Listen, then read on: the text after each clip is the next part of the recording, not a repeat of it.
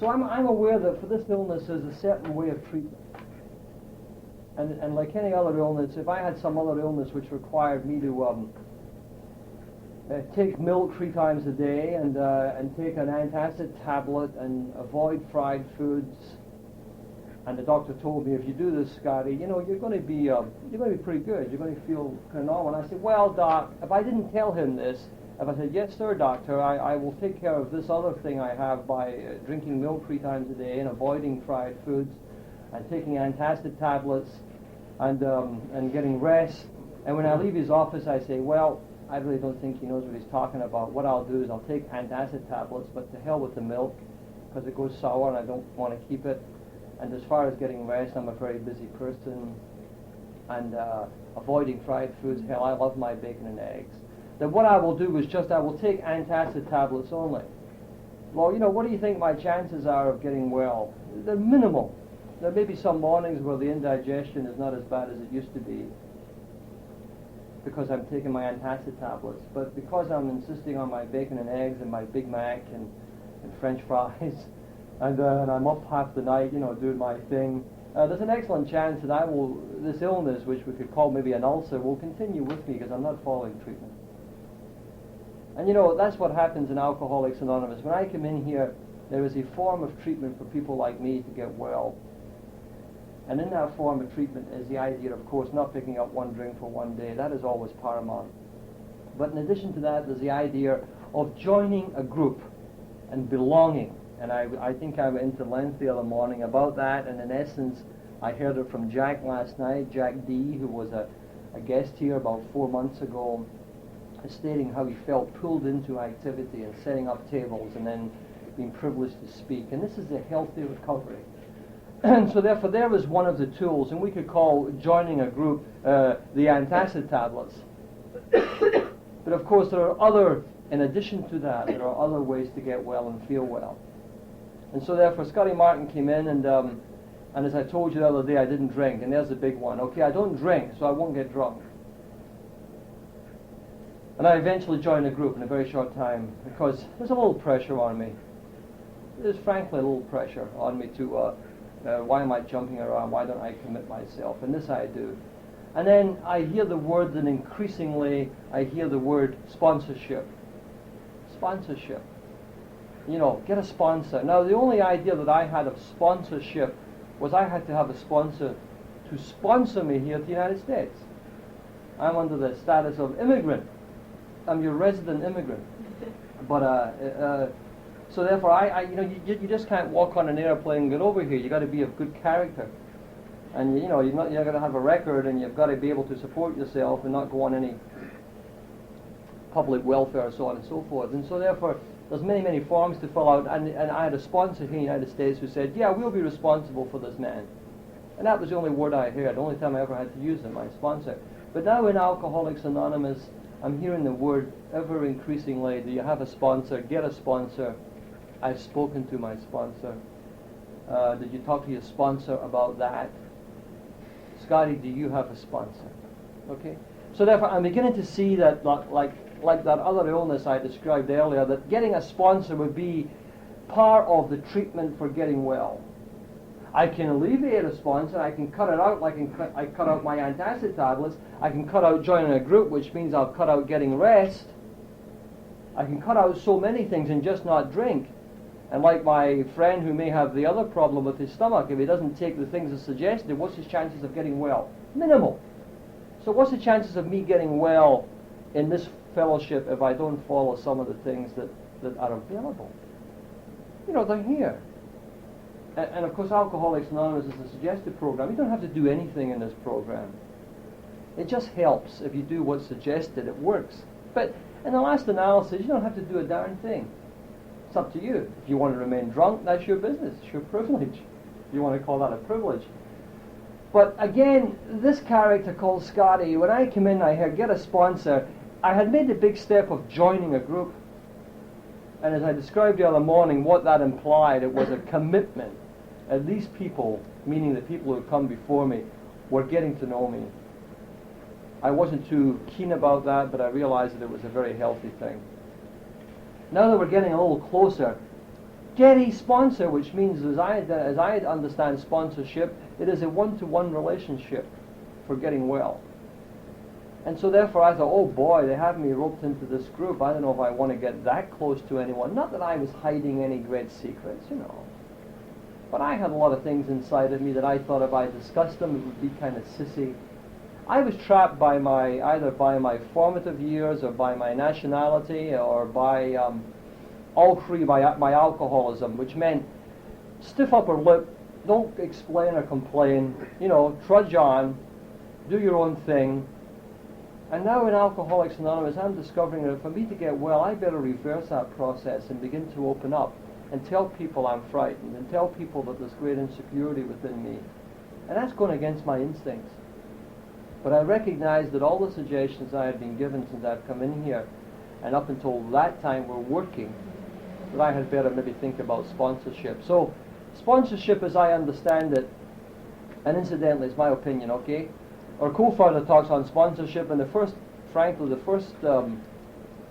idea of probably some kind of sponsorship was when Bill Wilson, that Mother's Day in 1935, went out to the suburbs of Akron and spoke to Dr. Bob. And when Dr. Bob eventually got sober and stayed sober, there was a kind of form of sponsorship. And so there was the original idea, one-to-one. It just happened in that case that Bill was only about 7 months sober when this occurred. Now that we are, 41 years old and we are 1 million strong, I would strongly suggest that you don't look for someone who's 7 months sober to be your sponsor. So if I could give you what I feel is sponsorship, and then when I say this, beyond that flat statement that are probably special situations that exist. I come into AA in Manhattan, and the group I belong to believe very strongly in sponsorship, and their interpretation of what a sponsor should be, and which I now kind of agree with, frankly, is that a sponsor, top line is, a sponsor is someone who helps the newly sober alcoholic. That would be the flat statement. A sponsor is someone who aids and helps someone through the steps of the AA program, and ideally the fifth step, the sharing of the inventory, which frankly ought not to be your concern just now. But that is the statement. And then you go beyond that and you say, well, what does that mean? And then I would break it down and I would say a sponsor, as I understand it, is someone who is of the same sex.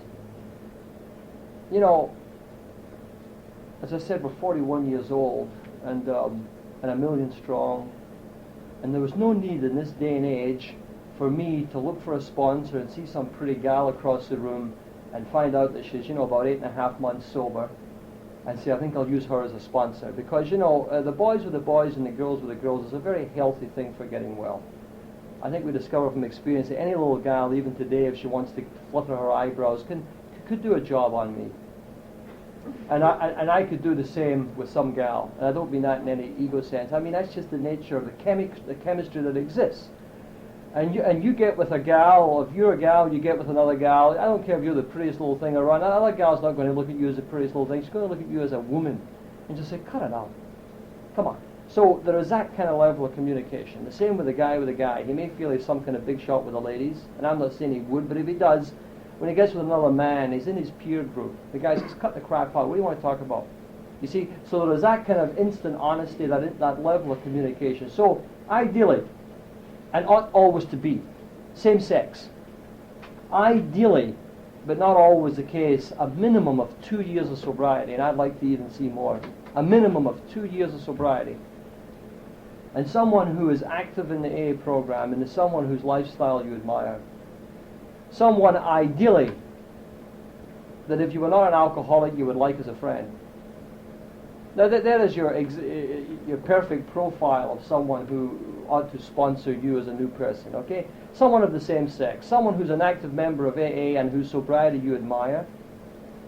Someone whose lifestyle outside of AA is compatible with what you think is good. The life seems to be in order. You don't walk into the house and it's a shambles and yesterday's dishes are there. I wouldn't like it, okay? And the banks are sending statements when he's sober for 3 years and he's not paying his bills. That lifestyle I don't like. I have to be attracted to a kind of neatness and a kind of, because I needed that. I have no discipline when I come in here. And so someone whose lifestyle is compatible with what you would like to be sober. And of course, the minute I say that, there is someone in this room who knows someone who is 8.5 months sober and who's got beautiful sobriety, and is someone whom you may not like particularly, but they can tell you the right thing. Someone who, that if you met them outside of an AA room, you wouldn't spend 2 minutes with them. But when they talk about sobriety, you like it. And it's someone who maybe live on a houseboat in the Housatonic and it's in a hell of a shape, and it's a shambles, but you like the guy, if you're a man, and so the minute I generalize about what a sponsor ought to be, there's always going to be the exceptions to it.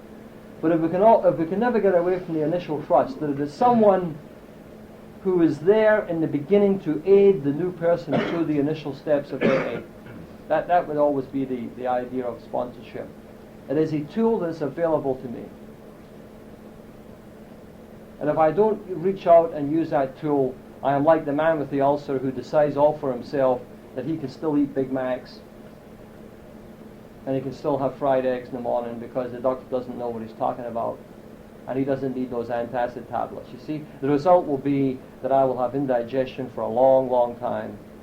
And the result seems to me that when you don't follow what is available in Alcoholics Anonymous, that the indigestion I have is constant trouble with me and my alcoholism.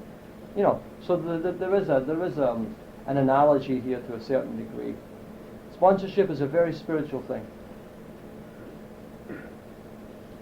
You don't have to have a sponsor. There are no musts. I've said that earlier and I'll say it again. There are no musts in AA. But for me, there's a few you had betters. And these are the things that I got. Now, in my own case, in that group that I had joined, I saw someone who was about the same age, who was 4 years sober. We all had crew cuts in those days. He had a crew cut and it was ex-Marine, and I figured, well, I identify with him. And I asked him for sponsorship. And he turned me down. And this will very, very rarely happen. He turned me down. And then time has passed and all is forgiven, but I was terribly hurt. His reasons were his reasons. He thought, I had been told that I ought not to be seeing Glennie, that this is a time where you should be no emotional entanglements. And that is sound suggestion. There's nothing wrong with that. There's nothing wrong with that. They meant well by that. But as I was going to do it my way, I was seeing Glendora. I was doing everything else that was suggested, but I didn't think I ought to give that up. Now, in view of what's occurred over the years, it's been a very good decision on my part. But they meant well by saying that to me. They thought that it was one of these cavalier, maybe, entanglements that seemed to go on anyway. And so therefore the idea was good. So by the time I asked this man for sponsorship, he said, no, I don't think so, Scotty, because sponsorship's supposed to be a two-way street. I'm supposed to be able to get something out of your newness, and you're supposed to be able to get something from my experience, and you're not following all the suggestions, so, why don't you try somewhere else? Now that caused great rejection in me, and what happened was that for a couple of months after that, I stayed sober on a very unhealthy emotion. I stayed sober on, I'll show you, you bastard, which is terrible and ridiculous. And I would go up to the meeting, that group, and I would get in there early, and Glennie would be there, and I would stand with her, and I would stare at him, and this was very childish. I realized that as I look back. And as he saw that I was about to stay sober, when I was 18 months sober, he came over one night, and he made the fatal error of saying to me, Scotty, I'd like to talk to you. It seems like things are going well with you, and obviously with Glendora, and if you still want me to sponsor you, it's okay with me. And I was still immature enough at that stage to get a dig in. I says, get lost, He meant well. Okay, now what happened? I stayed angry for a couple of months after I was rejected, and then I reached out to a guy who is still my sponsor, a man who had introduced me to Alcoholics Anonymous, happened to be a relative, a cousin, Charlie. But Charlie and I had never known each other that well. He's an American, and I only met him very rarely, but I met him through the magical moment of introducing AA to me. And so, when they say, get someone out of the family, that is sound advice too, but in this case, he wasn't really family as I would know it. He was, at that time, he was 7 years sober. He was solid, he was active, his lifestyle I admired, and I asked Charlie for sponsorship. So, sponsor doesn't have to be someone within the group you join. And I got the benefit of Charlie's experience, strength, and hope. And I hope that he got the freshness that maybe my questions and my insecurities, I hope that it dug up in him the memories of what it was like for him. Because sponsorship is definitely reciprocal. It has to be. If I take someone on, if that's the term, and say I'm going to sponsor you, or someone says to me, Scotty, can you be my sponsor? And I say, okay, I want to get from that individual the idea of following suggestions, which work incidentally, not my suggestions because I tell them, but the suggestions that have worked over the years for 1 million of us. And I want to see that willingness to follow suggestions. That gives me enthusiasm, and I get my spiritual food from that. If I don't see that, if I just see some guy who wants to call me every week about 3 o'clock in the morning when I'm in bed, and he hasn't called me all week, but now he has a great problem. He's opened the cork and he's poured a shot and he hasn't drank it yet, I'm not interested. I'll tell him, call me back, tomorrow, boom, or I'll beat him to the punch. I'll call him back at 5 in the morning when I get up, or 6, and he's now in bed and fast asleep. So I don't go for that. That's only my opinion, okay? Because the minute I say that, there is a regional feeling about sponsorship. You come up into the Westport and the Norwalk area, and then sometimes you have different ideas, and their ideas are fine. My ideas are not exactly correct. It's my feeling. And I've seen someone will be in a hospital, let's say CP2 in Norwalk, and someone will come in and say, when you get out, I'll take you to meetings. And the individual says, is he my sponsor? And someone might say, yeah, he'll be your sponsor. So it's misinterpreted. Some people think a sponsor is someone who takes you to AA meetings. It could very well be, but it ain't necessarily so. That could be someone who's just taking you to a few meetings to get you on your feet. Or someone will say, do I have to stick with this sponsor? I don't like him or her, or I don't get along with them, but they were the ones who picked me up from the hospital and drove me up to the Second Chance, and I feel kind of responsible. Do I have to stick with them? The answer is no. The answer is no. You don't have to do anything.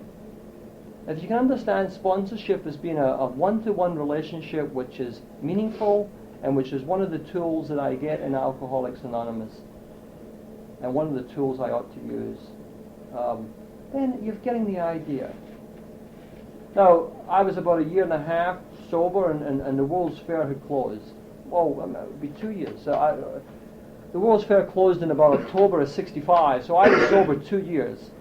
Active member of AA. Had Charlie, this cousin of mine, as my sponsor.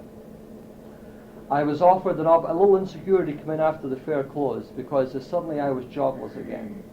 There was a building opened up in Boston called the Prudential Building, and what had occurred in the highest building in Boston at that time, what had occurred in the 2 years since I picked up paper was some nice things. I got several promotions. That's the way it is, skills emerge or what abilities. And at the end of the fair, the firm that hired me wanted to hold on to me and send me up to Boston to take charge of the Prudential Building, which was rather the maintenance of it, which was a nice gesture on their part. They thought that I had the abilities, and that was good for me. But I was in a dilemma. I didn't want to leave New York. I don't know why. I felt very close to my group. I was seeing Glennie. I was comfortable. And I was just a little scared about making this big change. I think there was some sense of, what if I fail up there? And there was a lot of that in me at that time. And I spoke with my sponsor. And I often say here that we don't discuss jobs or marriages or sex lives or your bank account. And we ought not to do that. But in this case, I told Charlie what my feelings were. And he said, well, it's up to you, he says. You're never going to know if it's the right decision whether you take that job or whether you reject that job. He said, but if you stay sober, whatever you do will be the right thing at this time. And so what I did is I didn't take the job in Boston. I turned around, I went downtown to the Wall Street area, and I got a job as a bank clerk, and I learned a business which, in time, was the right decision for me. But it was a turnaround financially and position-wise, which was so important then, I guess, And it was, if someone said, what do you do now, Scotty? I would have to tell you that I counted stocks and bonds. And I think I got paid $85 a week. I was a clerk. And it was a good growing up period. And I turned around from a job that was a little more glamorous out there at the fair, where I had a truck and I was maintenance and I was arranging things and a lot of stuff anyhow. But I did it. And here's where a sponsor came in. Here's where a sponsor told me that I would have to live with the decision I make, and he wasn't going to make it for me. But if I felt insecure, If I felt my sobriety might be jeopardized by moving, then maybe I ought not to move. He didn't say go downtown and get a job. He didn't say do this. He didn't say take less dough. He just said, how did I feel? He went into my feelings. And so therefore I did that. And here's where an area where sponsorship helped me. I put myself through a lot of unnecessary psychic pain, I think, by not asking more questions. Again, I fell in the trap of saying, oh, I don't want to ask that. That's kind of sissified. Or I ought to make some of these decisions on my own. And some of that is true. I ought to make some decisions on my own. I don't think a sponsor is someone I should say, when will I go on vacation, or should I take X lax, or, you know, I mean, for God's sake, I've got to do some things on my own. But I also think that I don't have to go through any unnecessary psychic pain when there's treatment available in the experience and the strength and hope of a sponsor. So sponsorship is something, first of all, that is available, that ought to be used and tapped. If you don't want to do it and you're content just to join a group and you feel okay, that's your business. You know, that's your business. Like the man who doesn't take his indigestion pills. If you're not getting indigestion, you don't have to take those acid pills. But if you're feeling pretty raw about life and pretty rough about it, and you don't belong to a group, and you don't have a sponsor, and you don't go to AA meetings, you know, you're taking away all your treatment. And so therefore, if you knock out sponsorship, don't you think that maybe you're knocking out some of the treatment? A sponsor won't keep you sober. He ought not to keep you sober. Sponsor won't get you drunk. But sponsorship is, from its inception, a very, very spiritual part of the fellowship of Alcoholics Anonymous. It is not, I heard someone the other day saying, I couldn't stand that kind of sponsor thing because it's some kind of confessional. I don't know where that thought came up, because I've never felt, even from the beginning when I was doing more taking than giving to my sponsor, I never felt I was confessing anything. I was sharing experience, strength, and hope. There was something very, very relieving in sitting down with Charlie, and we got together a lot, and I'd say, Christ, I'm this and that, and he said, Scotty, I felt that way 3 years ago, and this is what I did. It was terrific to get that experience. I never felt I was in a confessional. It ought not to be that. That's not the thrust of sponsorship. So it's something that's available. If you don't avail yourself of it, that's your business. But I'm telling you what we have. And the bottom line is, you know, how comfortable do you feel not drinking one day at a time? And I can tell you that today I wonder with my own sponsor, I'm still in touch with him. He comes up here a couple of times a year. I see him in the city.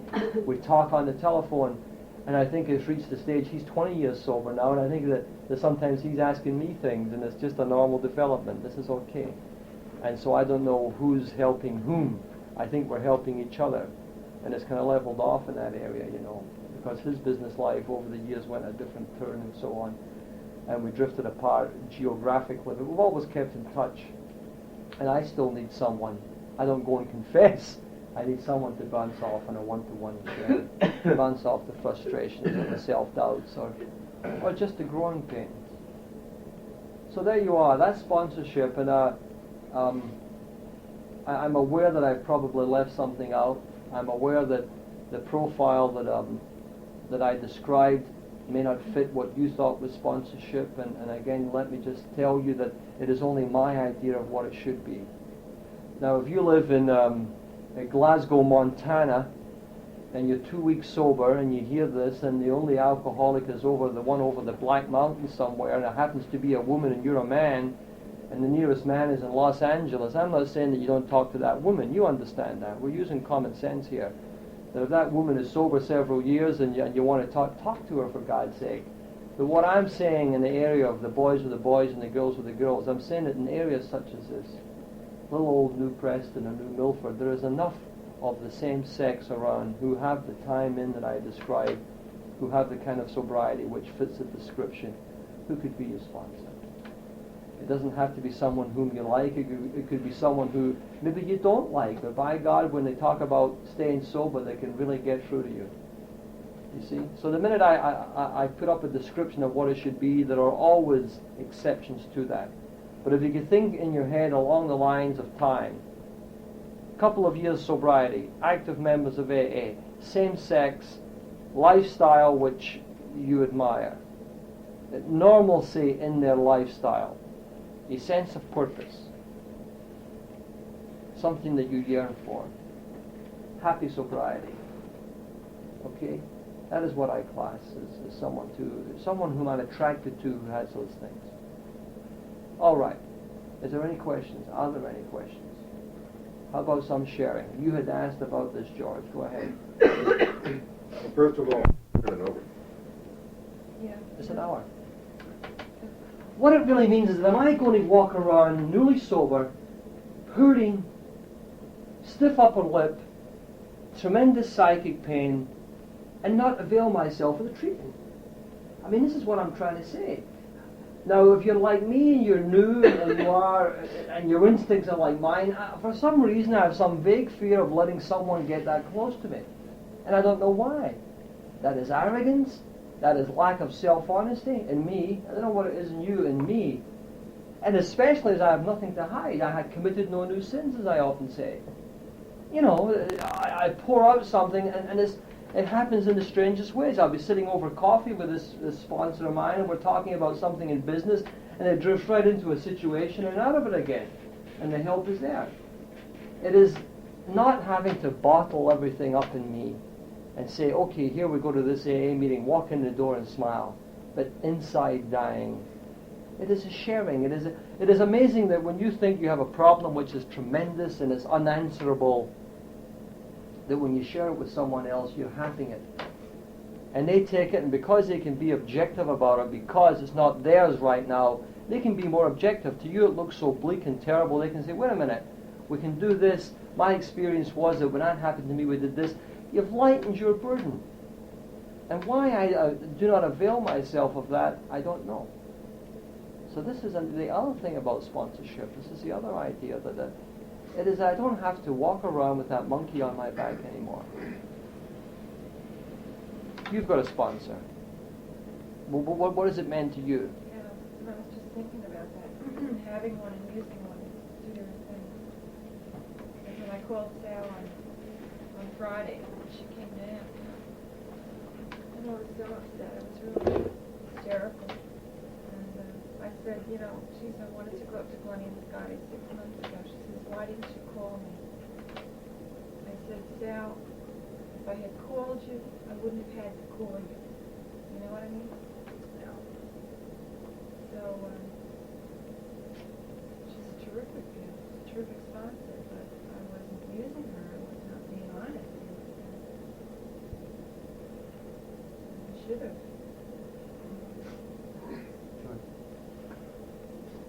Well, for the sponsor, that's where I have made a very big mistake. I have never used the sponsor. I've always had one, but I have never used them. And frankly, certainly the time I left here, I really tried to do everything that you suggested. And for the most part, I did. I think it was exactly as you suggested.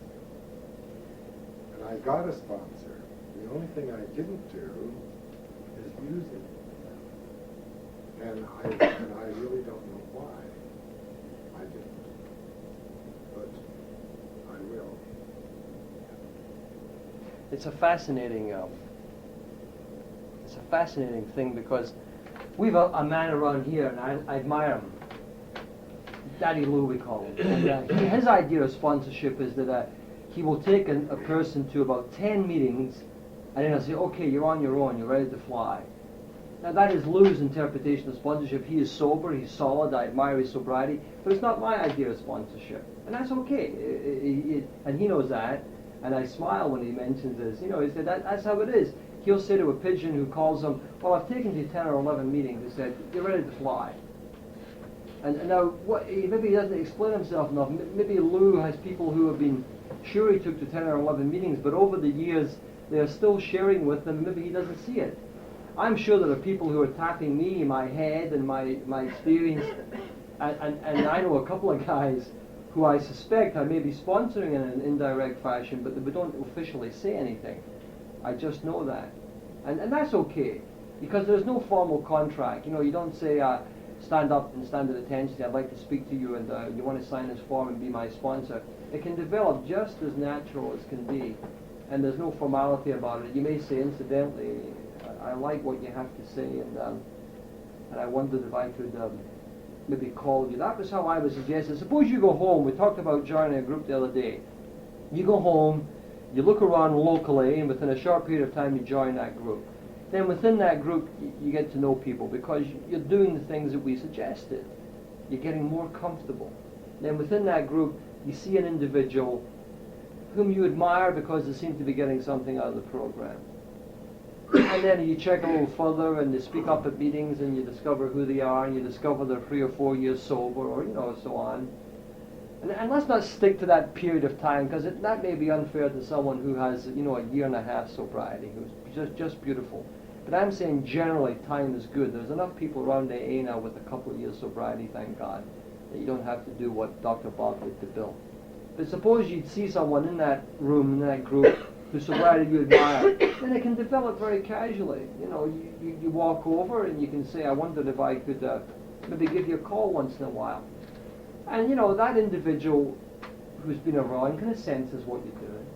And they'll say, sure, good, let's have a cup of coffee. And let's have dinner sometime. And it can develop just as easily as that. Or that individual might say, well, gee, I really can't sponsor you at this time because I'm going out of town and or I don't think I can take anything on, I got some personal problems. And that's fine, they're not rejecting you as an individual. So it develops it's a very natural series of events that develops to finish up with a sponsor. There's no need to be terrified about it, there's no need to bite your nail down to the end and say, oh my God. It can develop just as natural as you want and the word doesn't have to be used. There are no contracts signed, it's not like a marriage. If after a few months you discover that you've made an error, and why not? Because many of us make errors in the beginning, and we always will make errors, but our judgment is not as good as it ought to be, and you discover that I've made a mistake, I can't stand this individual, or you discover something in their life which is their business, but to you it's disturbing, then you just break it off just as easily as you started. You don't have to hurt that individual by saying, I can't stand you, or I'm not going to use you as a sponsor and you're fired. It doesn't have to be like that at all. You can drift off just as easily as you drifted in. And if that individual has the wisdom, and we assume they do because they're a couple of years sober, he senses what's happening, you shrug your shoulders. So it is as simple as that. There are no ill feelings in here. And as I said earlier, when I was rejected, when the guy said, no, that will never happen to any of you people. Not that I'm special, but there was that set of circumstances, so don't be afraid that someone is going to say, no, I'm not going to sponsor you because I don't like how your hair is. It will never happen. So don't be terrified of that. But go into it just as naturally as I suggested, and don't deny yourself the medicine that's available. Tom, did you have your hand up? No. Oh, I thought I saw you doing this. That's okay. Julie. Glenn shared something with me last night. We were talking about sponsors, and I said that maybe it wasn't a very good idea. That the two sponsors I had were both pretty much like me. They're emotional, however, they're sober. And she said, well, sometimes that isn't too good because you feed each other's emotions. And I was thinking, the only thing that would bother me is, looking for a sponsor that's got the kind of sobriety that I admire, who is a good wife and a good mother, I would like to be. But my only feelings would be, I think, in the beginning, is I would sort of be reticent to tell her all of my defects because I wouldn't feel she had them, you know what I mean? And whereas with the other emotional people, I know they do. And so she said, it's good to have one who will knock your brains out and one who will just, relate to you. So she says, you don't have to be stuck with one sponsor. Right. That has merit, and yet when I came in, it was unheard of to have two sponsors, and yet it has merit. I don't know how you are done in New York, Lion. Is it? You don't. Yeah, but there's too much chance of dishonesty. There's too much chance. Right, of playing one against the other. I mean, that's the way. Right, but it also right, and that's how I used to feel. But I'm open-minded today, and what Julie described has merit. I was just thinking, though, of the individual you picked who fitted the profile I described, but you didn't want to talk to her because she didn't have the defects that you felt you had. wouldn't that in itself be good by the very fact that you would work on those defects? I mean, right? You know what I mean? In other words, you say, gee, I don't want to... When the relationship is easy, it is so casual. You know how with some people you're immediately comfortable, with others you're awkward, you know. When that develops, it is amazing how that will just come out. Or because she doesn't have them, you begin to work on them yourself. Or if she is sober and fits the description that we said, there's a wisdom there which sees them in you, and she might just quietly suggest that maybe you ought to work on that. So, sure it has merit for two. But I'm of a feeling that, boy, the one-to-one is very good. Which doesn't have to be the same one all the time. You know, but I wonder the wisdom of spreading it out. But Glennie said that, and it has merit. Well, I don't want to be quick. She said... No, that's fine. The thing is, Ruth Ann has less than a year in, and I had asked her to be my sponsor. And she said, ask her to be your co-sponsor and get a sponsor who has 4 or 5 years. That's what Glennie said. Good. That's good. That doesn't hurt Ruth Ann, and it I gives don't know us... that she was saying you should have 2 sponsors. Right. I think she was just... Let's understand it. No, someone in this room who has 2 sponsors, hang on to them. I'm not trying to say you're wrong, darn it. I'm trying to say, am I being as honest as I can? Okay? Am I going to the other guy because he pats me on the back and I want that? You see, hi, how you doing? I really don't need someone who when I say to them I'm feeling fine, says, oh good, that's good. Well, let's talk about baseball or something. You know, whatever. I really need someone who on occasion might give me the old, you know. I need that kind of thing. I need that from an individual. So, because he cares. Yes, Tom. I was lucky when I first came in 1970. The sponsor I got, which was kind of by accident, he was sent over to somebody's house where I was really messed up by AA. He just appeared with his wife at the doorstep. He'd only been 9 months sober, but I liked him immediately. And the more we got to know each other, the more I realized that we had areas apart from alcoholism that we had in common, which made it a very pleasant thing to go over to his house once or twice a week for dinner, go to a lot of meetings with him. We would talk about alcoholism a lot together. He, of all people I know, would choke on the spiritual part of the program, and that's precisely what I've always choked on, or part of it. If he could get some concept of a higher power, being an avowed atheist, I should be able to do it in time myself. We spent a lot of time talking, perhaps on a rather intellectual level, about alcoholism. But he got me to a lot of meetings. He saw me taking some pills and got my ass back to high watch right away. We played a lot of golf together, played a lot of cards together. I became sort of like a member of the family. It was an almost perfect situation. And I think this thing of I would always want to look for a sponsor with whom I had something else in common besides alcoholism. Fine. Again, it's a big hoop we're talking about. We've got to say, what is the bottom line? Am I sober? Am I comfortable being sober? And is that a result of who I have as a sponsor? You know, sure, I agree with that. If that's the way you feel about it, you know, great. A sponsor doesn't have to have, you know, be a believer in God or something like this, you know. So that's okay. No, and I think I know who you mean too, and that's fine. That's terrific. I think that what I'm just saying to you is that what is the difference between some of us who come into AA and embrace this program and don't fight it too much and begin to feel what the people who come before us felt, good, meaningful sobriety. What is the difference between someone like that and someone who has trouble or who is dry and who is unhappy about it? I would tend to say that that's because of some of the things we've discussed, the joining of a group, the having a sponsor, the following the suggestions.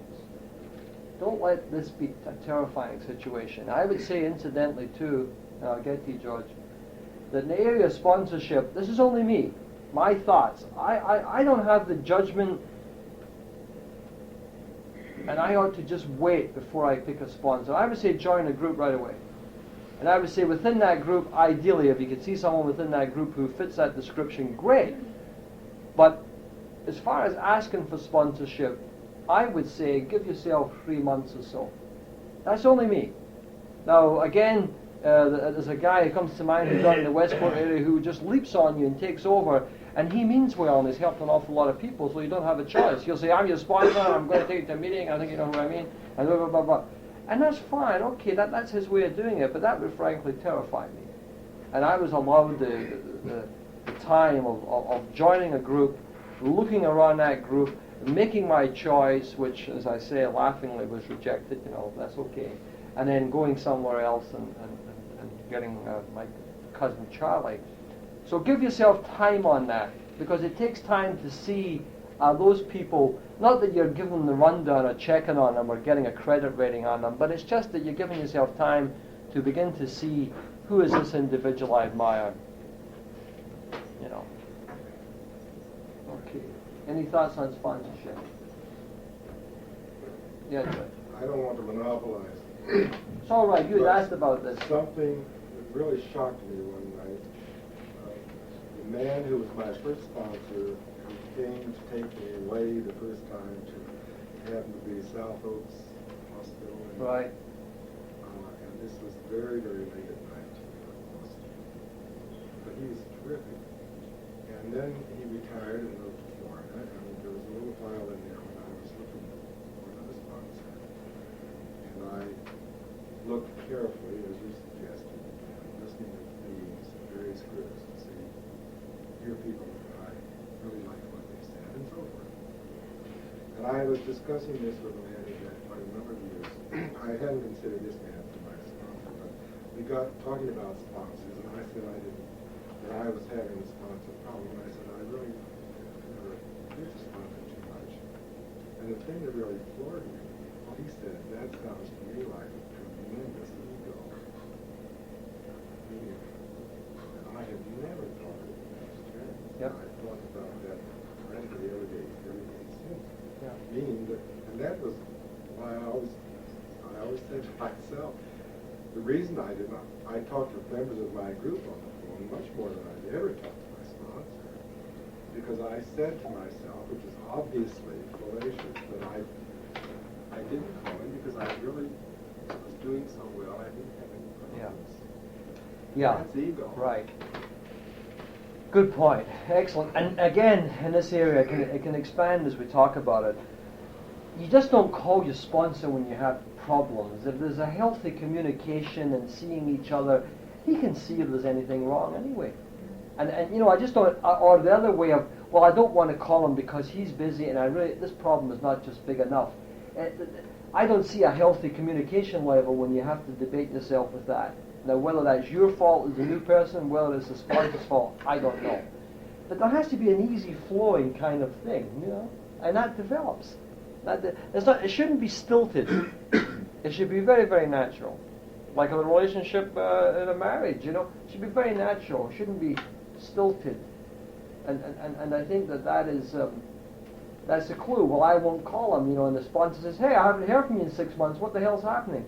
He's not your sponsor. He's not sponsoring you. You're not being sponsored. You're not availing yourself of what's available. You're just a name only to keep someone else off your back. Because in AA they'll say, hey, do you have a sponsor? If you say no, they'll say, you better get one. And then we'll keep walking. And you wonder, what the hell does that mean? And so therefore you figure, well, I'll get one just to get them off my back. But you haven't changed any. You get one, say, I'm your sponsor. I want to be my sponsor. And you stand over there and I'll wave to you or something. But that's not sponsorship in my eyes. Not at all. So what I am saying, folks, is that when I come in, this disease that has been around since man first crushed the grave, right? Was still around, and I was one of the victims. I was in the 10% of people who couldn't metabolize booze. I was in the 10% of people who, if I continued doing what I was doing, would go in several directions. One would be either die, or finish up in a state institution or a veterans hospital, kind of babbling at the mouth, or get some recovery in Alcoholics Anonymous. And so that was available to me. And so this is what I did. And then within the AA group, I discovered that there was other things available for my disease that would give me the comfort, that would allow me to say in time, hey, I don't have to drink. Hey, I don't want to drink. And that is unbelievable for someone like me who thought that I would be a booze fighter. That if he took away my booze, I might stay off the stuff, but boy, oh boy, I better get very busy at work here. I better do something. I thought lose myself in work. I thought it was going to be a very painful period, being without alcohol. And the only painful period is when I made it painful. by not availing myself of what we have here, of not working the program as suggested. And in there is the joining of that group, and in there is the getting a sponsor. It's a medicine, and if I only take half the medicine, I get half the results. If I take all the medicine, I get better. And so this is what we're talking about. Okay. Don't worry about this tape. I'll put it off if you're all scared. No one will recognize your voices anyway. I won't give last names. Just later I will. I Didn't won't give give. my last name. Right. I won't even give. But do you have anything to say about it, S? Do you have anything to say about it? No, I think we've covered. Yeah. I don't know. Was it Shakespeare who said, "No man is an island" or something? Is it No, unto himself? Who was that? Don. John who? Don. Okay, there you go. I didn't know that. Why did I give that to Shakespeare? However, someone said that no man is an island unto himself, and I really thought that I could go through life with the old Robert Mitchum complex, on the horse and silhouette and over the sunset. That was a quiet, strong man. And if I did that in real life, I would be an emotional cripple. I really have to realize that I need people. There has to be an interchange of ideas. There has to be a sharing.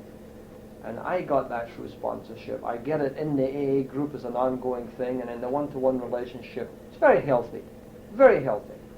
Believe me. When you share something with someone which you feel, he'll think that I'm a sissy or I'm this and that, it actually strengthens, because they say, yeah, that's right, I know what you mean, I did that too. Yeah, boom. It's half. None of us have problems sufficient enough to hold on to and suffer. If you want to hold on to things you don't want to share, that's your business. But I would say, are you miserable or are you happy? If you're happy holding on to them, that's your darn business. But if I can get rid of some of the psychic pain and some of this and get some emotional comfort, and I can do it by sponsorship, then I ought to look into that. You going to say something? Yeah, Scotty, I was just going to ask you, I really never have been too sure about this. What do you suggest about getting phone numbers?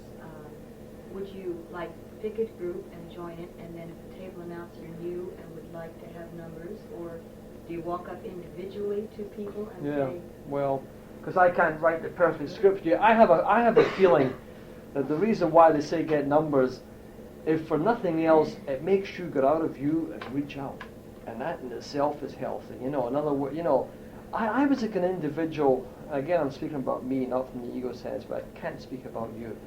I wasn't exactly a very social kind of person. I was a GI all my life. I either was working at my job or I had a paycheck and I was drunk, frankly. So I wasn't very much at ease in social situations without something in my hand. And suddenly I'm in that situation. And for me to sit at a table and announce I'm new and I'd like some phone numbers, I couldn't do it. I mean, I just couldn't. Some of you from different backgrounds, it's the easiest thing in the world. You're at ease socially. You know how to speak, whatever. See, I couldn't do that. I'm only talking about me. And so me having to get up and go over to someone and say, "Hi, I'm Scotty Martin. I'm new, and I wonder if I can have your number." If he gave me the wrong number, it was where the medicine was the idea of getting up and asking. You see what I mean? Getting up and asking for it. If I dialed that number later and discovered it was a laundry market or a laundrette, that's okay. It was the idea that I had to get out of me and follow the suggestion. So to answer your question directly, I can't write the perfect script for you. You have to handle that yourself. But recognize what this is doing. It is making you interact with people. Okay? Mm-hmm. I think this is a thrust of it rather than... Because if you're going to stay sober and get involved with people, you're going to get that number without having to officially ask for it anyway. It's just going to come about. Hey, I'd like to talk to you, Mary, tomorrow. Sure, here it is. Boom. So that's going to happen. So I think the suggestion in AA of go and get numbers, I just have a private feeling that some of those suggestions, which may sound horrendous to some of us because we are, quote, reserved, shy, introverted, all the nonsense, which means ego and sick, is to get us out of ourselves. It's not the end result of getting the number. It is the idea of what is going to involve this guy to do that. If I say, well, I don't want to go and shake hands with those people because I'm nervous and I had a sweaty palm in those days, and they say, go and shake hands. It is not the benefit of some guy whose name I forget and he forgets mine when I walk away. It is not that. It is the idea that I have followed the suggestion. I have got up and I've said, "Hi, I'm Scotty Martin." It's pulled me out of me. I am no longer withdrawn. Alcohol cushioned me, it insulated me from the realities of life, and I didn't want to be hurt or anything like that. I realize that today, and I feel like I could just go through life and exist, and hence that narrow vision. Now I come into Alcoholics Anonymous, I'm fragile, and I should kind of insulate myself again. I should immerse myself in the protective area of what's available to me in AA. And part of that is sponsorship, part of that is joining a group, part of that is being with AA people, and for most of my social things, the first few months of my sobriety. Then if I want to, go into tennis tournaments or go to Las Vegas, that's my business. I got no opinion on that. But in the beginning, I ought to really immerse myself in what's available in AA. I can't get into too much trouble with AA people, or if they're sober, You mean the first year, more or less? If that sounds like a long time, Tom, I would probably say, no, say 6 months, only because I know that's not a long time. And it probably would be good, But for some of you who think that's a lifetime, I'd say, well, certainly for the first few months, okay? For the first, I'm not saying you walk out of here and you cut off all your friends and say, hey, I don't want to speak to any of you again. I don't mean that. But what I mean is in the area of developing a lifestyle which is going to keep you sober and hopefully happily sober, where am I going to get it? I'm going to get it from the people who are sober. I'm not going to get it from people who have different values because it's their business, and who take drugs and who smoke pot because it's their business, and apparently their life is not unmanageable because apparently they're not sedative addicts like we are. I have no opinion on that, but I ought not to be with them. That's all I'm saying. I frankly do have an opinion on that. I think anyone who does have to do that may have a problem anyway, but they're not in the kind of blatant trouble that I get into when I touch the sedative drugs. And so therefore, yeah, I would say that if that's been the people I'm with, I would say now that I'm sober and trying to walk this road of sobriety, ought I not to get with people who are kind of walking it pretty well, they're sober, and I like what's happening. I better imitate them for a while, and not shun my friends, but the nature of events anyways, as I begin to develop a new way, they begin to drift off anyway. It's just the way things are. If I thought of people I was going to miss in the old days, well, if I don't see old Charlie, what's going to happen? Nothing happened, and Charlie or Harry or Joe went their way. And that's okay. They're in some saloon drinking. That's their business. So think about that if you were asking as far as your own style. I would say a few months. Because I know that after a few months, then you like it. They say in AA, they say, get to a meeting every day, get to 90 meetings in 90 days, and then if you want to drink after 3 months, that's your business, and by that time you'll have your health back, and you'll have some money in your pocket, and your mother-in-law will be speaking to you, and then you can go out and pick up your misery again. Now that sounds very insensitive and very cruel, but the wisdom of AA in that statement is this is what I think. I think the wisdom in there is this, that those guys in AA, which is us, say that to you when you're new because we know that after 90 days a change has taken place. The 91st day, you're not about to suddenly drop this and go this way. Even though we say, hey, in the 91st day, if you want, it's your business, you can take your misery back. We make that statement knowing that if people follow the suggestions, the 91st day is just another day, and they're into this new way. And so hence, if I say to you the first year, I won't say the first year. I'll say, why not for a couple of months, Tom? Because I know from experience that if you do that the first few months, you're not about to go back. And then suddenly it is a year, or the choice is a year. You're doing it because you want to do it. So we never throw too much time at the new person because it terrifies you, Certain generalities, don't make any major decisions in the first year. I think that holds up very well.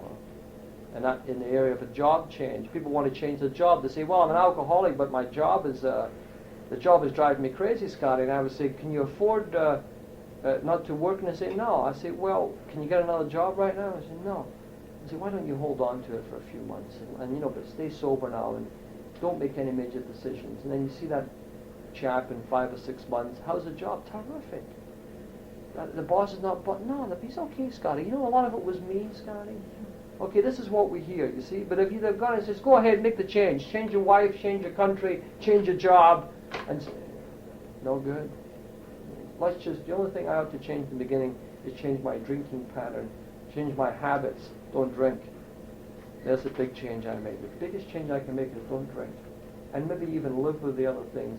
Unless they're so horrendous that they're going to jeopardize my sobriety, then I obviously do something. But if you're comfortable in a job which you can do with your hands tied behind your back, but it gives you the salary that you need, hold on to it.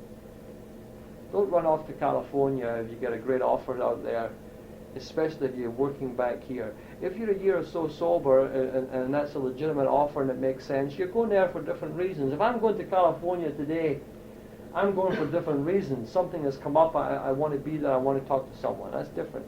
But when I'm going there when I'm newly sober, the child in me says, zone, escape, different, geographic cure.